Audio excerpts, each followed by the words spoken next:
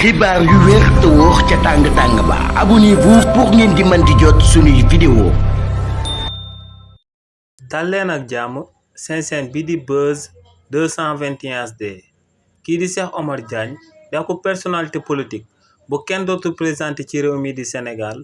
yëkkati na ay kàddu am akub sàkkuteef bu mu jëmale ci régime bu bees bi daal di koy jëmee ci jëmm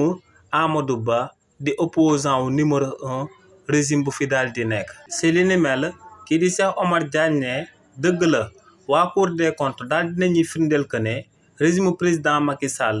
dañ doon sàcc alalu askan wi waaye tamit ñooñee dañ doon amal ay falsification de chiffres budgétaires mais li ni mel nag moom moo sabab muy daal di sàkku ci régime bu bees bu fi daal di nekk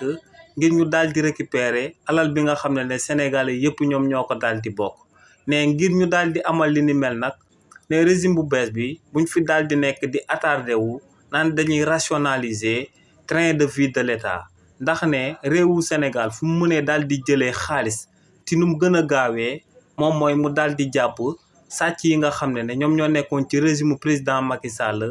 di daan sàcc alalu askan wi te ne si ñooñee buñ jàppee Amadou Ba nekkoon ancien ministre des finances ak milliards yi nga xam ne moom la daal di denc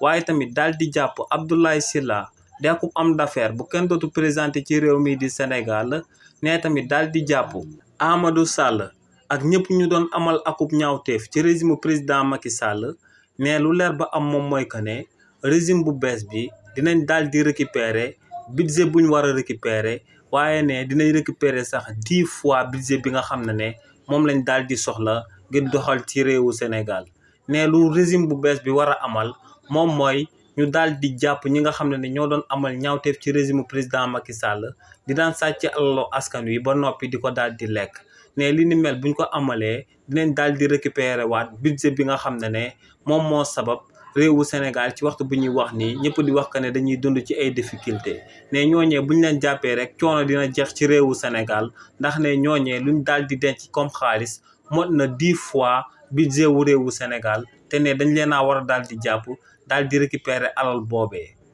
xibaar yu wér te wóor ca tàng ba abonnez-vous pour ngeen di mën di jot suñuy vidéo.